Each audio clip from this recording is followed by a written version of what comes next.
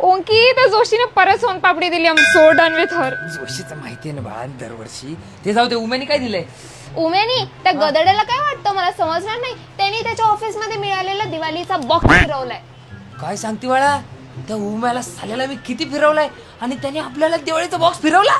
हा चिवडा तर आपल्याला दिसत कुठून आलाय? चिवडा तुला काय सांगू, ते खालच्या मजल्यावरचे गोरे आहेत ना आणि वरचे काळे, त्यांचा चिवडा सेम कसा काय. त्यांची पण फिरवा फिरवी चालली माहितीये का. त्यांना काय वाटतं मला समजणार नाही का. मागच्या वर्षी पण या काळ्या गोऱ्यांनी असंच केलेलं माहितीये तुला. काळ्याची चकली ना मऊसूत आणि गोऱ्यांची चकली तुटता ना. दवाखान्यात जायला लागलं मला डेंटिस्ट कडे. आपली व कसली भारी आहे ना. आपली नादच नाही. तर कालच बघ की ते वरच्या मजल्यावरचे कुचके आहेत ना, कुचके कुचके नाही उचके तेच ते पुचके. अरे त्यांनी अशी करंजी भरून दिली की सारण टाकू का नको मला तर वाटतं न टाकताच बांधून दिलेली.